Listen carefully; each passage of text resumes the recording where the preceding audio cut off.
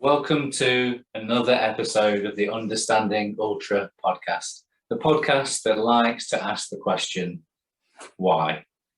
We aim to give you the insights from the top ultra runners and trail runners from around the world, the people that work in the trail industry, and everybody else. We dive into training, nutrition, mindset, and racing strategies to help you to become the best ultra runner that you can be. So without further ado, let's speak to our next guest.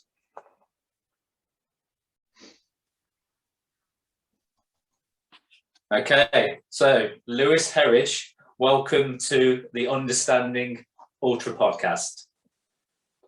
Thank you. Thank you for having me. It's good to be here. Good to meet you. Yes, that's it. Yeah, we were just saying before we hit record that we've sort of crossed paths only in the metaverse rather than in the real world. That's right. Yeah. So we've kind of been in touch about different things that we're interested in. I think I first noticed you. It must have been a outdoor swimming thing. I think I must have come across you on a post that you put about a bit of cold immersion, and that's what made me follow you at the time. So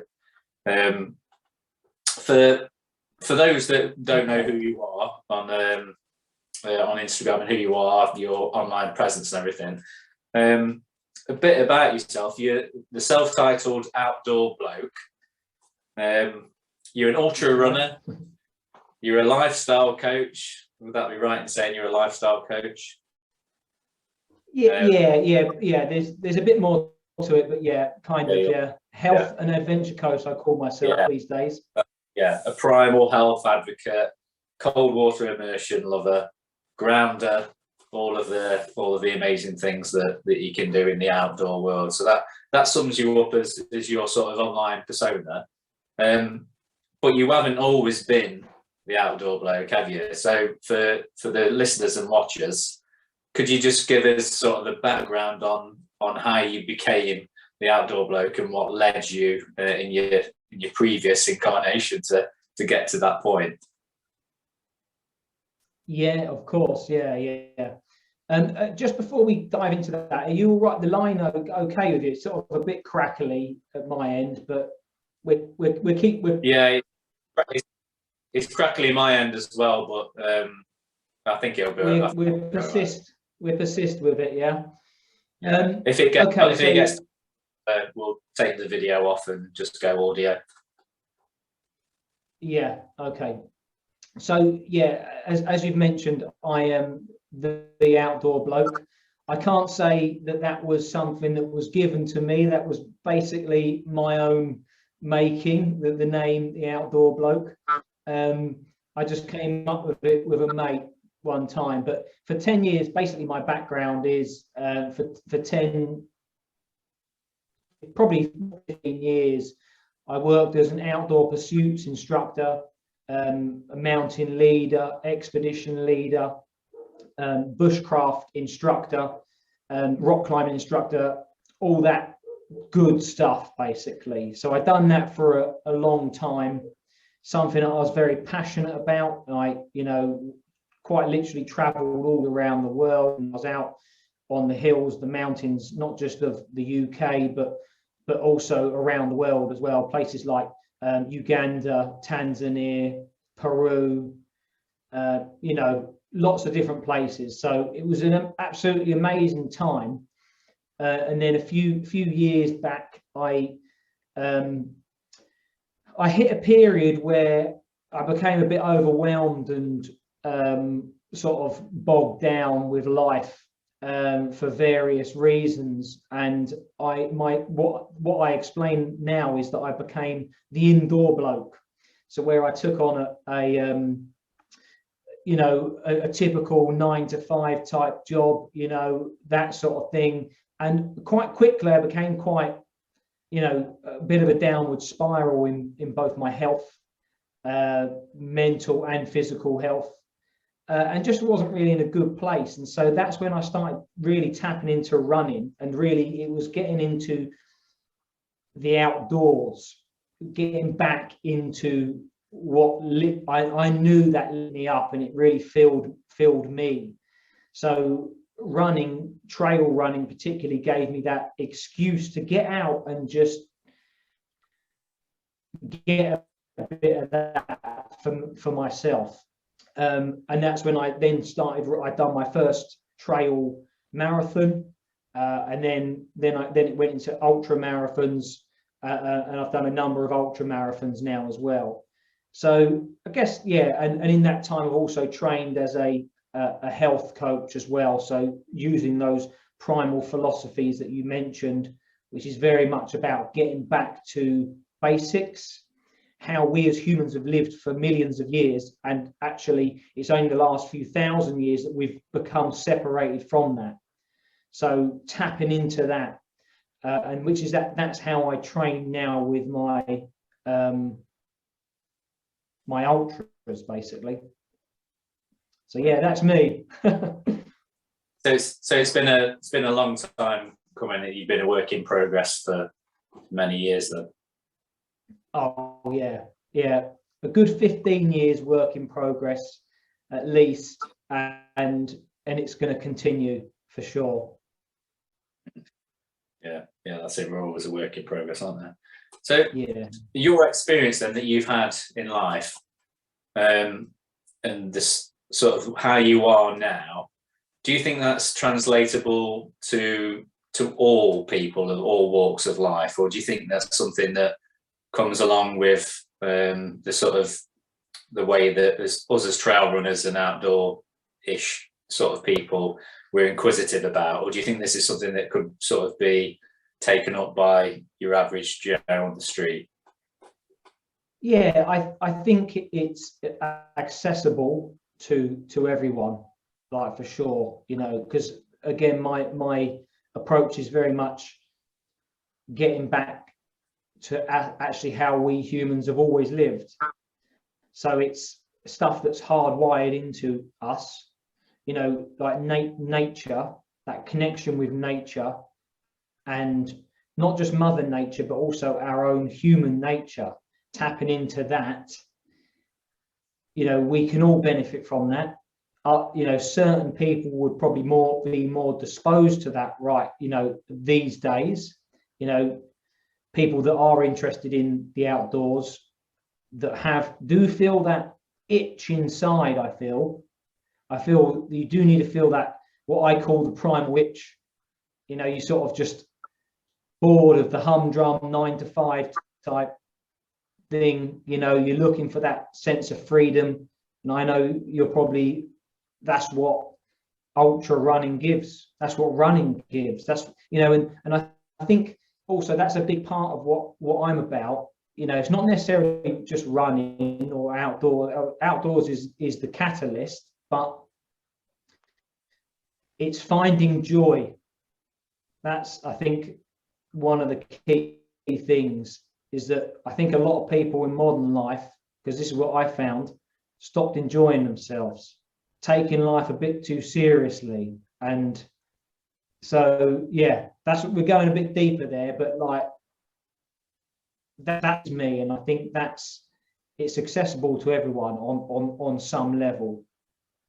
No, you're right to bring that up, because I know it's a deep conversation, but sort of people's mental health and wellness, it's turning into a big deal now, isn't it, with large corporations and businesses actually recognizing that people need to take time for themselves and to spend a bit of quality time doing things that they love.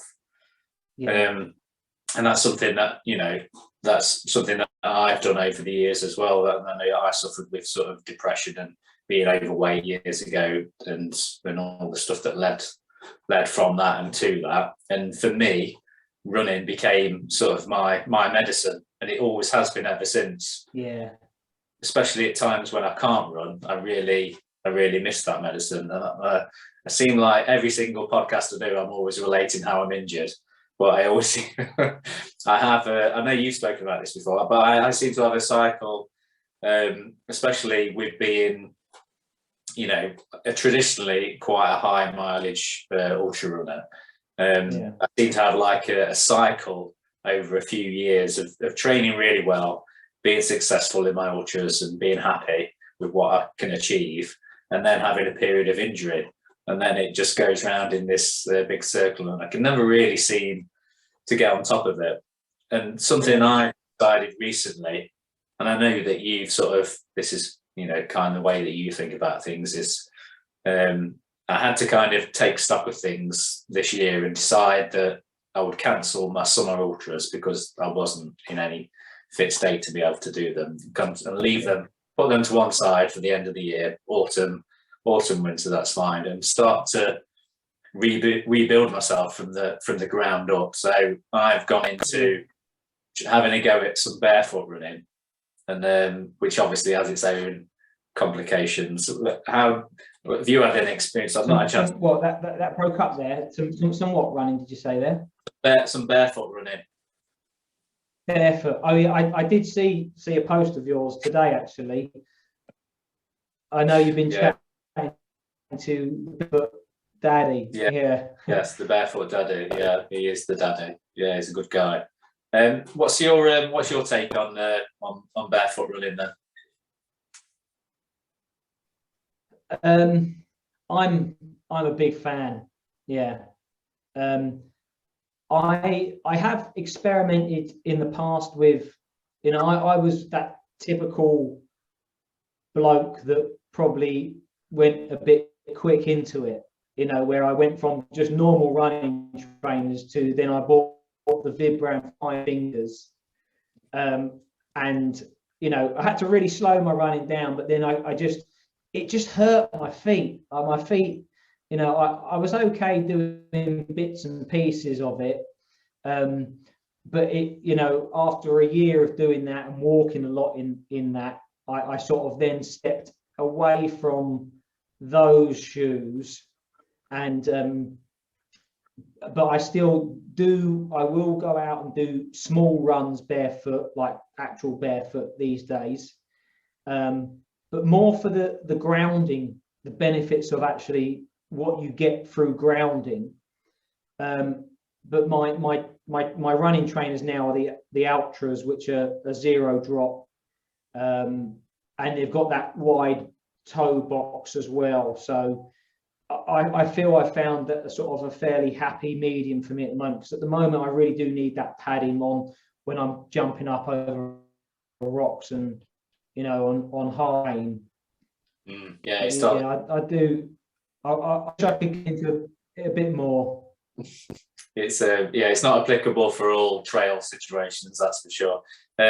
You're preaching to the converted for as far as ultras go. That was a few years back. I was probably 3 or 4 years ago struggling with a bit of runner's knee, and someone suggested try go into 0 drop and try ultras, and that was it. Ever since for trail, I've always used ultras in one form or another. So but again, this is just something that's come back around again to injury, and just trying again to just try something a bit more to build up the stability in my feet by trying to train my feet a bit more rather than relying on having a spate of having some super cushion stuff and just kind of detraining my feet. So I figured if I reverse that, maybe I'll get some life back out of my legs. Just going back to grounding then. So for people that aren't aware of the effects of grounding, could you just explain, you know, this is your area, how grounding affects people and who should do it, why we should do it, and when we should do it? Basically, you know, it works on a slightly more of an energetic level, really. You know, the earth carries a frequency. We are frequency as humans, you know, and so when you connect barefoot onto the earth, you're sort of absorbing the frequency of the earth. That's my understanding of, you know, how it works. There's really good science coming out about it nowadays as well. You know, really good for pain relief, reducing inflammation. For runners, it's particularly good for like inflammation and recovery. I believe that it's not just runners, but athletes. You know, I believe that even like the Tour de France some of the cyclists there are really big into it, and they sort of cocoon themselves in. You can get products like, you don't have to just go barefoot, although that's easy to do, but you know, you're limited on the amount of time you can do that for.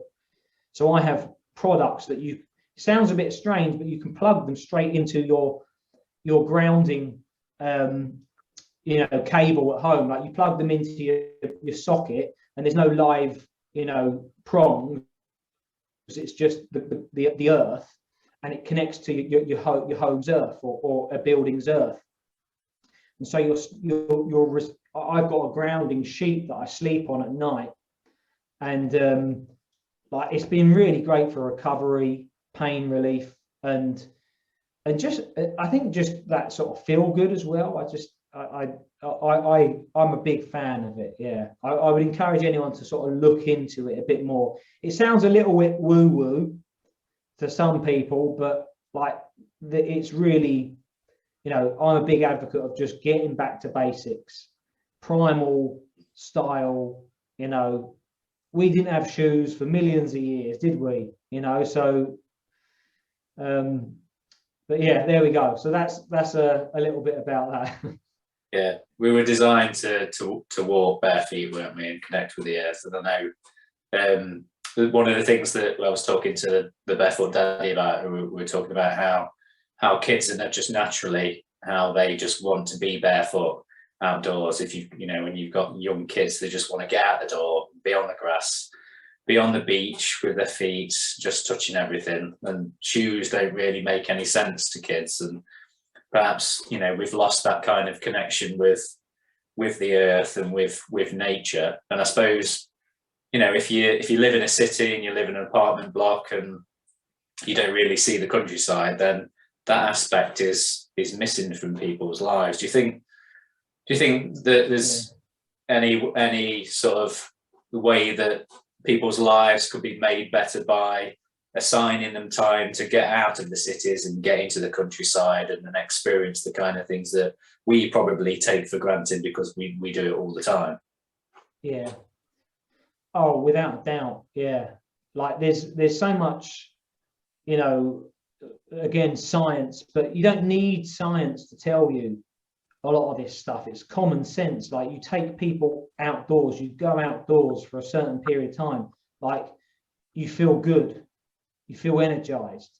I've been taking people out into these places for a long time nowadays, and no one comes out of those places or going outdoors and is like angry. It helps just let your mind slow. We're bombarded by all this information, particularly in towns and cities, and just going into nature and having that green space and having water around you, like, it lowers your stress levels. It actually boosts your immune system. It's all science. So I mean, yes, you can get bigger doses by going and spending a weekend away, or going away in the hills for a day, but you don't need that either. It's like micro doses. So I'm a big advocate of just doing little and often, going out, taking it, before you head off to work or whatever. I know you run. You run to work, don't you? When I'm not injured, I run to from work. Yeah, that sorts me out. But just little doses of, like I work from here. This is where I work from these days. So I can spend a lot of time sort of at the computer screen, but then I'll go out into the garden, go barefoot. I'll go for a walk around the block, just into green space, a little park around by me, and like that is sometimes just enough. And you can feel your sort of all that tension just melt away, and you come back and you feel a bit more refreshed and better to go. Yeah, absolutely. Yeah, I concur with that. If you've had a bad week, or even if if you're having an argument with somebody and they say to you, go and walk it off, but that's that's true, isn't it? Go and walk it off, not necessarily in a in a green space, but just having a bit of motion, moving, a bit of activity, just resetting your brain, and all the better if you can do it in a green space. Yeah, definitely. Well, absolutely, yeah, definitely. So tell me about how you got into coaching then. What's your how did you begin to decide that this is something that worked so well for you, and you felt obliged to sort of put it into other people's lives? How did that come about? Yeah, it was I guess so. I worked as the Outdoor Bloke, a sort of 1.0, you could say, for 10 odd years or so. Then I became that Indoor Bloke, as I mentioned, and I was I gave myself, when trying to get myself out that sort of downward spiral I mentioned, I set myself what I now sort of see as like a personal mission to, it was a rewilding mission for myself, and it was to reconnect with wild places, reconnect with my own wild nature. And so as I kept doing more and more of that, so that was, I think what you mentioned before, I started doing the Wim Hof breathing, the cold water exposure, jumping in cold water. I sat round fires, campfires. I've done trail running and ultra marathons and things. I really became very focused on my own diet and the way I exercised as well, not the typical standard approach. So it was my own journey, and then I was furloughed from work, from my day job for the best part of 18 months in the end, on and off. But that threw in some challenges, but it gave me also the opportunity to retrain. So and that's where I retrained as this primal health coach, and that gave me more tools to be able to then focus. Really, it was about focusing on myself initially, and then bringing that all together. I now find I'm in a quite a strong place where I feel like I've got a lot to offer people, and I want to share that. I want to exchange that. I want people to feel the sort of benefits that I've felt from in many different areas. And so that's how I got into the coaching, really. And so the coaching for me at the moment, I've been doing for 6-9 months or so it's fairly new. But I've got big plans, big aspirations, and I just want to help people. That's where I'm coming from these days. That I just want to share. Like it's not rocket science. It's a lot of the stuff that I want to communicate. It's quite. In fact, sometimes it's over simple that when we overcomplicate things so much, it's like thinking of the simple and realizing the simple more so. Are you following what I'm saying? Yeah, no, absolutely. Yeah, keeping things simple. I liked your post today about meat and eggs being the two. Oh, how's it worded now about it being the two most nutritious things that you can eat, best things that you can eat, but also the most vilified as well during the last however many years. Yeah. And just something simple like that. Have you ever tried in your experimentations like going full carnivore? No, I haven't. I do see the draw to it. And I mean I'm a big sort of my general approach is primal advocate of meat and animal-based products, really. I think it is one of the forgotten things. So I haven't dived too deep into the carnivore at the moment. Is that something you've experimented with? it's something I've wanted to try for a while, but every time I sort of broached the subject with the wife, she's kind of like, no, that's too extreme. But like you, I've sort of over the years been like an N of one, experiment where I figured that, I read something and thought, well, that sounds interesting. Rather than just viewing it, I thought, right, I'll have a go at it and just see where it takes me. What's the worst that could happen? So that kind of led me down the whole, not so much primal, but I think for me, because I was looking at it from the viewpoint of being an ultra runner, I'd heard lots of talk about optimizing your fat burning ability and using fat as fuel. So that was, for me, that was kind of like that sort of sparked my interest. And I did loads of research and listened to loads of podcasts and decided for myself that I was going to have a go at doing like low carb and keto and everything. And for me, it was a game changer, not just for sort of like mood enhancement and body fat composition and everything, but also for my running as well. So I had gone from sort of being a happy mid-pack ultra runner, thinking, this is me, I'm happy with this. But is there something more that I'm missing, kind of thing? And when low carb and keto, lost a load of weight, started to do well in races, and started to think, well, is this just a byproduct of losing weight? I've made myself faster because I've lost weight. I always had that aerobic ability, but my weight was slowing me down. Or is there something more to it? The fact that you can burn your onboard fuel and outlast everybody else. So I did my own experiment. Decided, well, I need to give it for it to be an unbiased experiment. I need to go back the other way, and then experimented going with higher carb again, and realised that the wheels fell off during races and things didn't work very well. And I realised that actually I just needed to stick with actually what my body views as a good fuel source. Might not what it is for somebody else, but for me, I optimize myself when I keep my carbs reasonably low and take on the good quality protein sources and fats, and just keep the sugar out, and because that was always my downside, was that the sugar always got me, and that I always wanted chocolate. And I still enjoy stuff like that, but I can keep it. My craving for sugar sort of went down to very minimal amounts. And I realised it can live with that.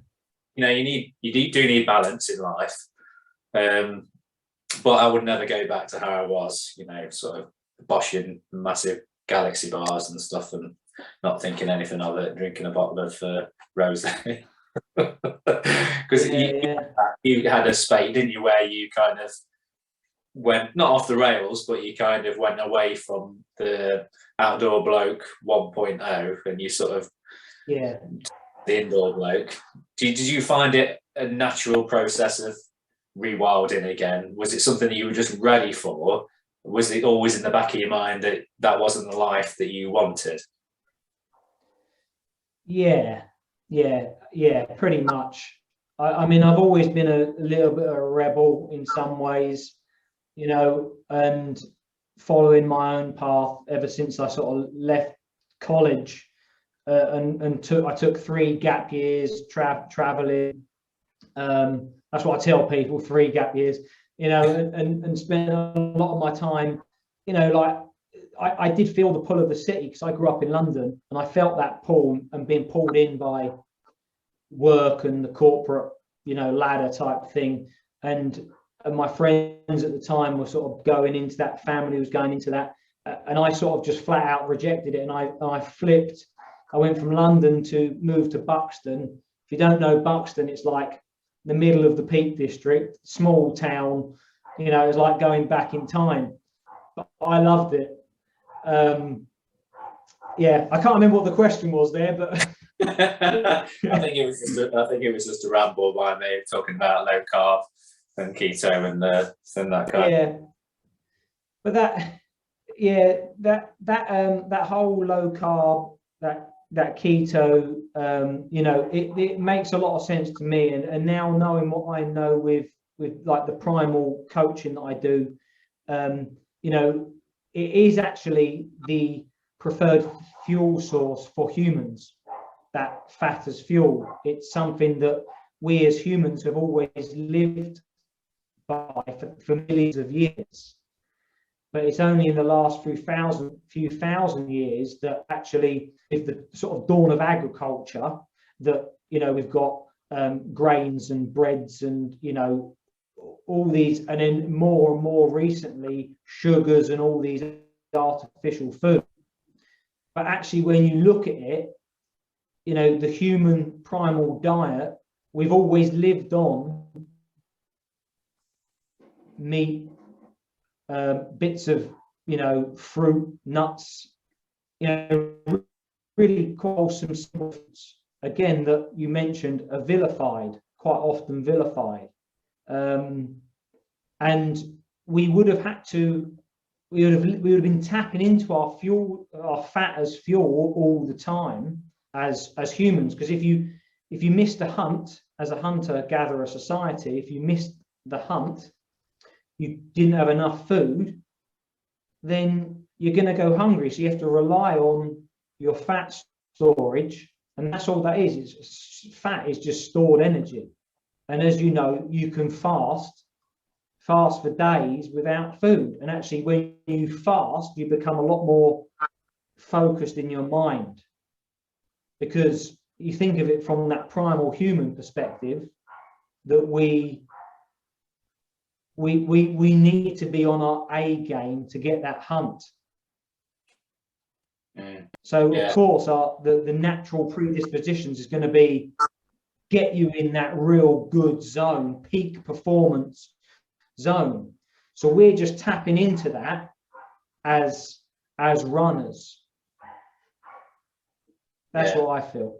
No, absolutely, yeah. I agree with that, because with my experiments of sort of with going low carb and keto, I found that I naturally just fell into, well, actually previously, unbeknown to me, I was doing fasted runs anyway, because it just felt right to get up in the morning and run to work and not have anything more than maybe a swig of coffee in the morning, a swig of water. And that, for me, that turned into then planning a weekly day where I ran and fasted for 24 hours. So I would eat on a Sunday afternoon, eat early evening, and then fast all the way through 24 hours to the following, to Monday nights, and then eat. But during that time, I would just do a normal working day. So I would run to work, so run like 7.5 miles, work, whatever work was. I've got a fairly manual job at times, then run home. So during that time, you would think that if you ask the average person, could you not eat for 24 hours and run 14 miles and work for 8 hours? Most people say that you wouldn't be able to do that. It's impossible. No. But that's the thing. You prove these things possible to yourself, don't you? You realise that that's how your body works. Your body stores fat easily because it's the preferred fuel that it wants to use when times are dry and the energy isn't available. You use your own energy stores. If it was the other way around, if it was carbohydrate, then we'd have huge quads and we'd store like loads and loads of glycogen in our legs, wouldn't we, to use if carbs were the preferred energy source. But we don't. We have a modest amount. So from knowing from coaching that you've probably got about 2 hours worth of glycogen in your muscles, which is, obviously you realize when you start to look into it why people hit the wall when they're running a marathon. It's because their body has been trained to take on lots of carbs, to use those carbs really quickly, and then once they run out, your body has got to a certain position where it's below 40% glycogen in your muscles. Your body goes, hang on, no, we need to slow things down. We need to hold on to this bit of glycogen that we've got. I'm going to put this wall up in front of you, and you can't go any further. And realize that once you become fat adapted, the switch over, that hitting the wall, that bonk that people experience is actually your body then forcing itself to switch over into fat burning mode. But if you're already in fat burning mode, then you don't have that wall up against you. So for me, that was kind of like a light bulb moment with running, that Yeah. I realised that I could go and run a trail marathon on purely just on water, and I didn't have those feelings that I struggled for, like struggling for energy because I was taking a gel every like 20 minutes or every half an hour and needing to get that energy drink into me just to keep going before then crashing around 20 miles. Yeah. So it's, I'm fully aware of the fact that, as a coach, I coach guys for ultras and ultra running, endurance running. And it's something that, although I don't push it on them, if they have questions, I'll say, this is what happens. This is my experience.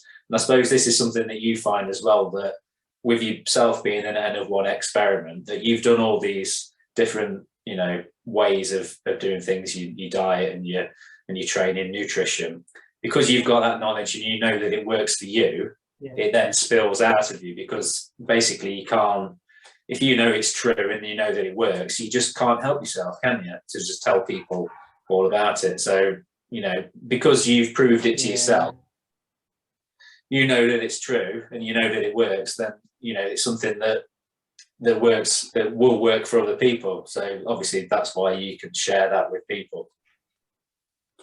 Yeah, absolutely. And it's something that I actively teach in my coaching these days as well, getting people into fat adapted states, because not only is it beneficial for running, it's beneficial for everyday life, clarity of mind. I've had people say to me that I don't want to claim that they're cured, but like they've said to me that their 15-year depression has disappeared, and anxiety disappeared, because it really focuses the mind. People are feeling in a much better place. They lose weight physically, and mentally as well. So actually there's some massive benefits to it, and it's much easier way to lose weight without that sacrifice that the standard diet, sort of like that people, fad diets type thing that people go on. And again, because I'm trained through the Primal Health Coaching Institute, so it's all backed up by science. It's like it's the real deal. There's some amazing bodies of work being done on this. It's like it's proper real, but it just hasn't got out. Why? I think it is filtering out. I think it is filtering out slowly, but it goes against the system, doesn't it? Yeah, we sound like conspiracy theorists there when we start talking about the system and the big pharma and big food and everything. But there's a reason why we say these things, because it is true that if you go back the whole story about the sugar industry vilifying fat and making fat the enemy, and for years and years they'd lift off that because they paid a load of scientists to find something in some research. So we stuff that we view as just common sense isn't common sense to people, unfortunately, is it? Yeah, it's amazing, all that stuff. I've dug around that. There's some amazing documentaries out there about it all. We don't need to go into it all now, but like, I think talking about this sort of fat as fuel is something that's like very close to it, and I now call that my secret weapon in life, but also with the ultra.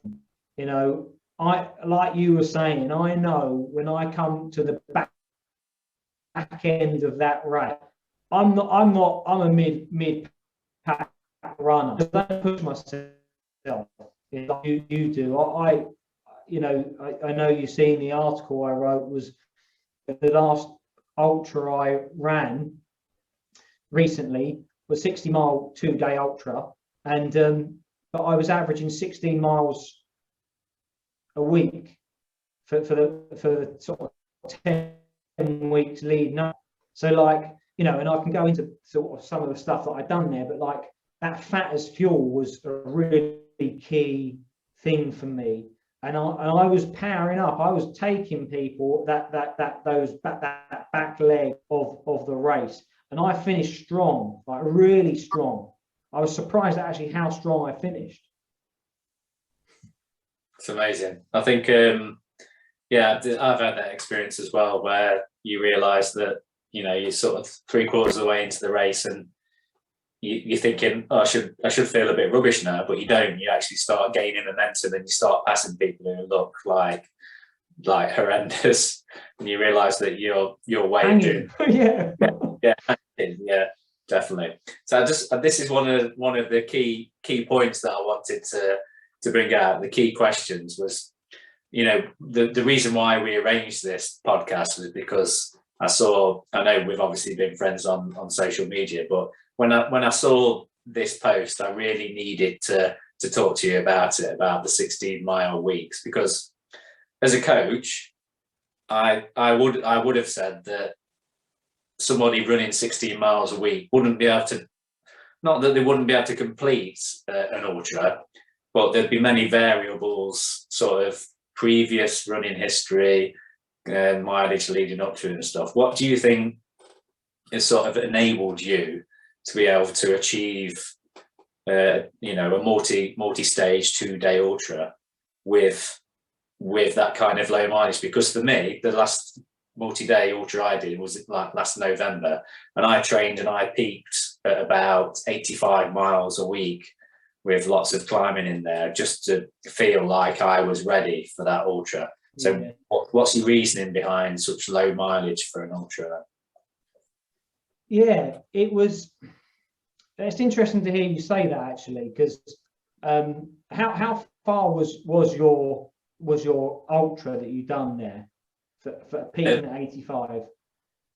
So the Saturday was about 50k, and then just over 30 odd miles, 31 miles, 32 miles, something like that. And then the second day was a bit less. It was about 28 miles, something like that. Both classes, or both ultras, but they weren't, you know, massive distance. Well, that actually sounds very similar to the Isle of Arran ultra I'd done. So that was 20 miles day 1, 30 miles day 2, and then 6,000 feet of ascent day 2, and 3,500. So it was, you know, nearly 10,000 feet of ascent over big mountains, you know, tough terrain. So, but to answer your question, really, there was, so what was it? It was, you know, what did I do? Was that the question, wasn't it? Yeah. Well, how can you? Okay, for me, so I wouldn't be ready. I wouldn't feel ready if 10 weeks of 16 miles a week. I would be questioning whether I was ready for that ultra. Yeah.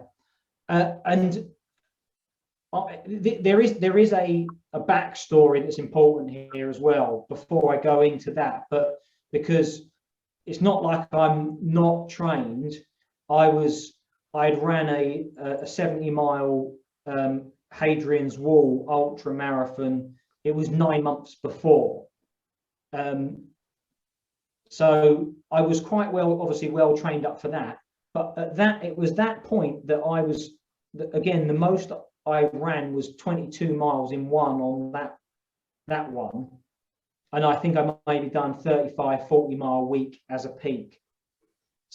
So, but at that point, I thought I'm quite undertrained here, because an ultra marathon I'd done before that, I was hitting 60-70 mile weeks, similar to maybe what you were. And went into Hadrian's Wall thinking, I think I might be a little bit undertrained here, but I realised I wasn't. I was perfectly trained, and I'll explain why in a minute. So then on this one, I thought, right, I'm going to see how, you know, this was a sort of more of a subconscious thing, but it was, I want to see how little running I could do with using the fat as fuel, but also other primal sort of things that I was been doing, which I can talk about in a minute.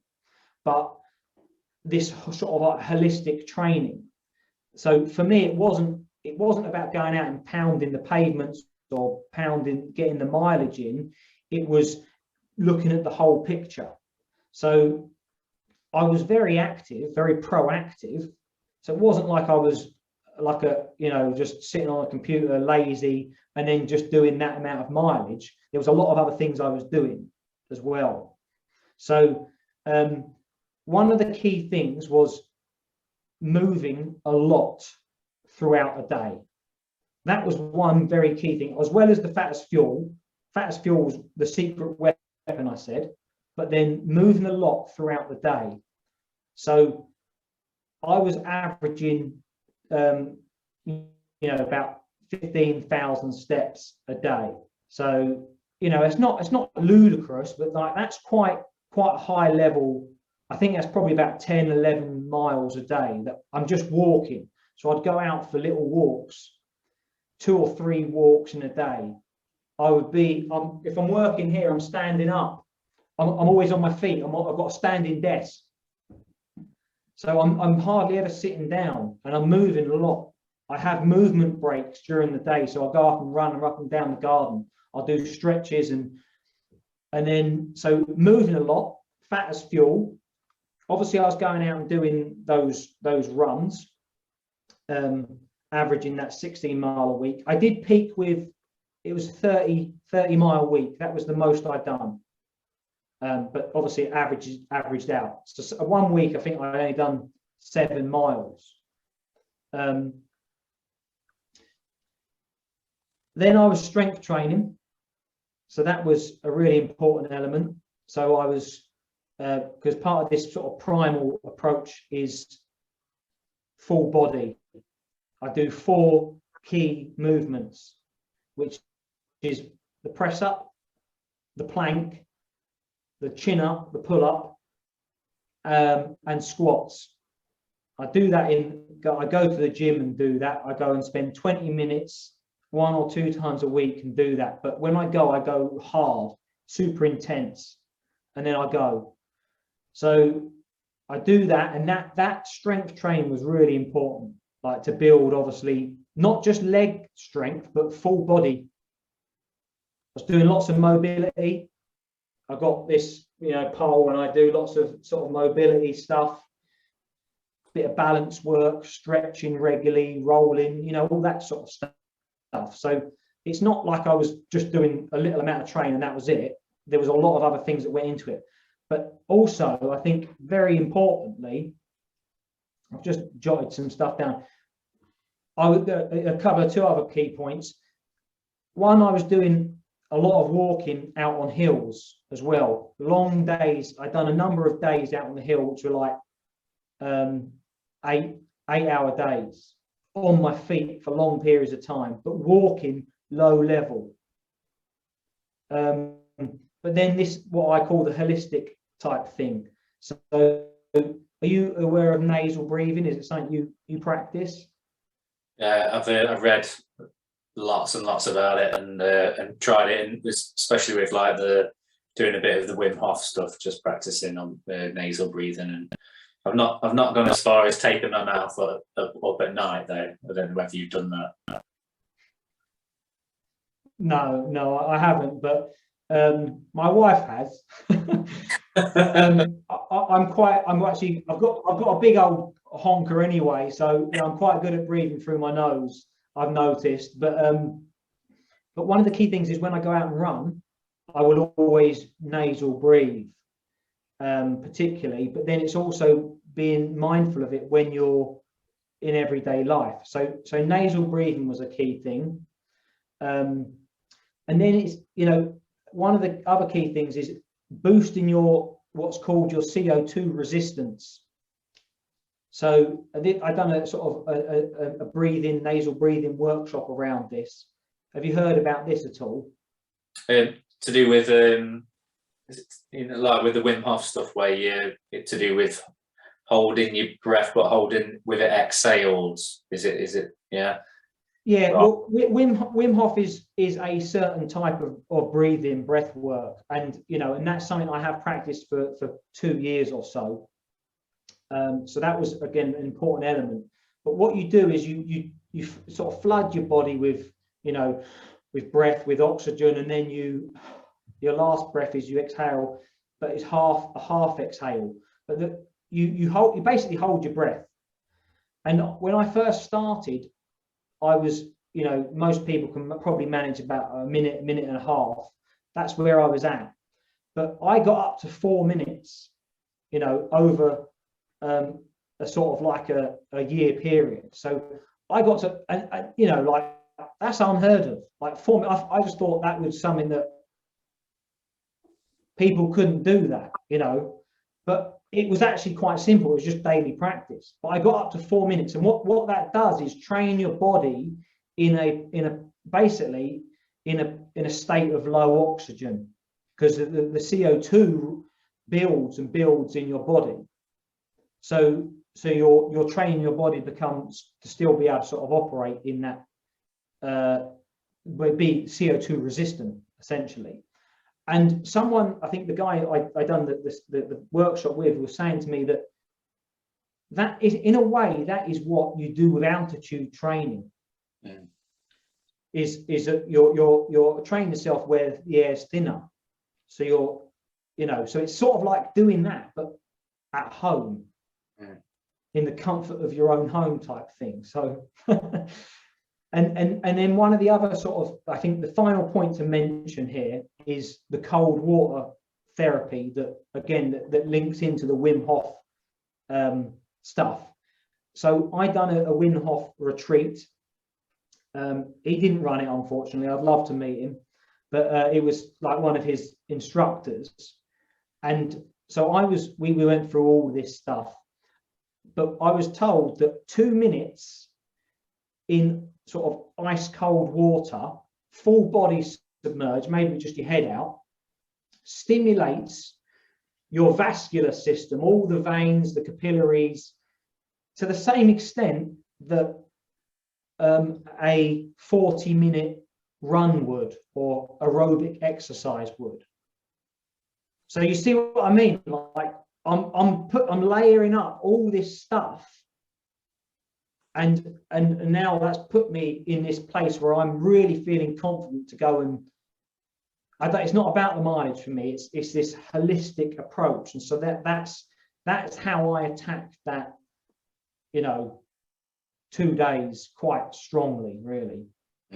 That's given me like a better picture of things now, because although I looked at your post and everything and read all the stuff you've been doing, it's still just hearing the numbers of only running 16 miles a week just doesn't add up to like a 2-day ultra. That'd be difficult. But when you bring in all those other elements, they're all elements that would be trained by doing more mileage anyway, wouldn't they? Like you were saying about the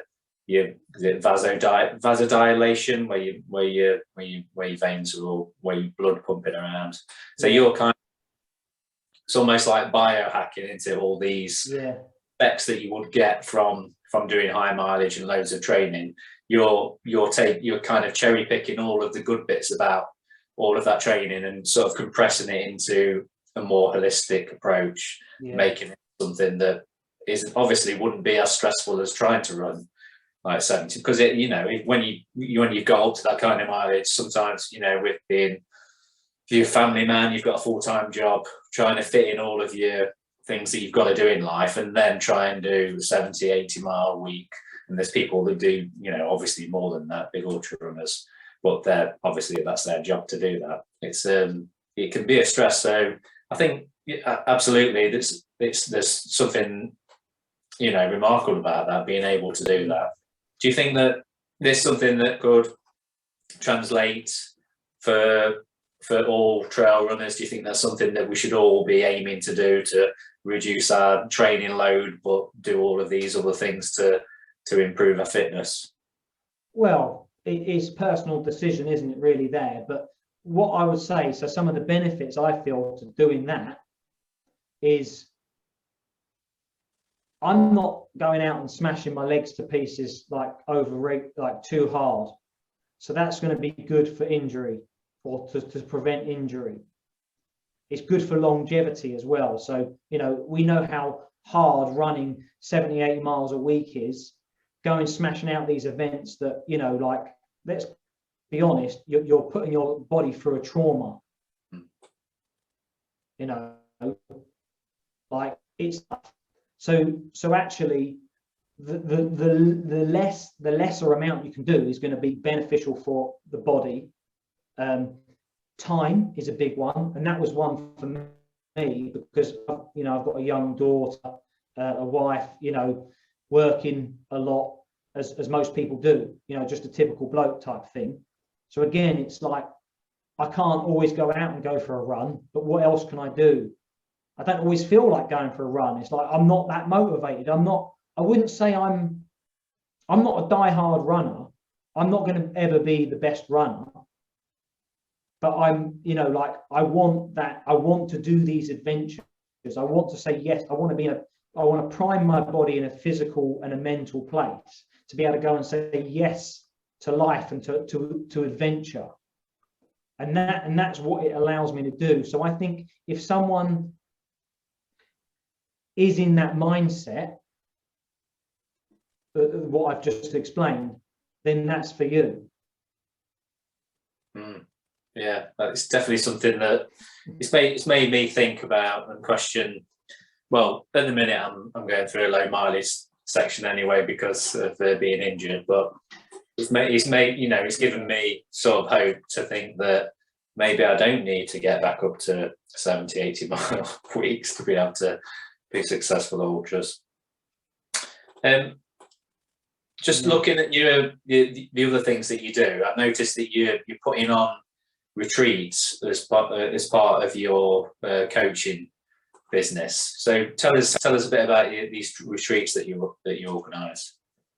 Yeah, well, at the moment, I've got what I call it's a reboot day. So it's not a retreat as such. It's a day. Although I would like to put on retreats in due course, but this day is what I call a wild reboot day. It is just for men. I've teamed up with a guy called James O'Keefe. He runs what's called the Unguarded Warrior, and so it is about helping men with mental health, you know, and just open up and talk, and just, you know, as we men are not very good at chatting type things, and, you know, so anyway, I've teamed up with him, and we're planning a day out. We're going to get active. We are going to go around the roaches, do some boulder hopping, some weaseling, which is squeezing through little holes. We're going to jump in some cold water, do some breath work, you know, so it's a bit of a taster of sort of some of the stuff I've been describing, really. But the sort of idea behind it is, you know, just get away from everyday life, the stress of everyday life, the humdrum of modern life, and the busy schedule, and, you know, with the to-do list that we all have, you know, is too big. It's just give yourself that little slot of time for yourself, just to forget about things, have some fun, meet some cool people, and that's it. So that's the event I'm putting on. This one is coming up. I'm not sure when you're publishing this, but that's in like on Saturday, which is, what are we on, Wednesday now? It's about 3 days from now. But I'm going to be putting on other events like that as well, and like I say, other retreats, and it's just give people that opportunity. And I don't want to do it just for men. It's going to be for everyone, you know, because we all need it. Yeah, definitely. And so for people that want to sort of find out about these events that you're doing, what's the best way for people to kind of link up with you? What avenues what social medias do you use and everything? Yeah, so my website is theoutdoorbloke.com. That gives you an overview, but I'm most active on Instagram, which is just the Outdoor Bloke. But I'm also on Facebook and LinkedIn, but I'm less active on those. Instagram is where I'm most active. Yeah. Yeah, brilliant. I'll obviously, when what day are we? Say we're Wednesday, aren't we? I can't keep track of what day it is either. I normally try and get them edited and out like within 24 hours. So I'll try and get it out before the weekend, but I don't think that gives people enough chance to be able to come to see you on Saturday. But as far as like future events, is it going to be something that you do like every month, every couple of months, or a big event? Yeah. The plan will be to, because that's just dipping my toe back in. Like I used to deliver a lot of these types of events, like bushcraft, digital detox, back to basic primal resets. That was what I was doing about 3 or 4 years ago. So I got a lot of experience of doing those types of events. So this is my first one sort of back as 2.0, the Outdoor Bloke 2.0, basically. So the plan is to keep these coming. Yeah.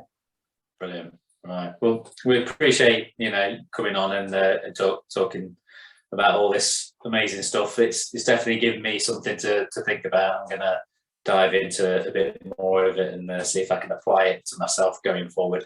So if anyone wants to find out more information, head over to your website and Instagram. They're the two best places to sort of find it on what you're doing. So wish you all the best with the days out and the retreats as you go forward, and I look forward to seeing more of your success at ultras over the years as we move forward. Appreciate you coming on and talking about it, Lewis. Yeah, no, thank you, and it's been really great to chat and to explain it, because like I say, I feel like I've got so much to share. I'm just sort of bursting to share it, and I just want people to know about it. So no, thanks for the opportunity, and if you ever want to come on one of my days, I'll sort you out. Listen, I'll have a look at the details and I'll get signed up to one. Brilliant. Thanks, mate. All right, Sam. Really appreciate it. Thanks. Cheers.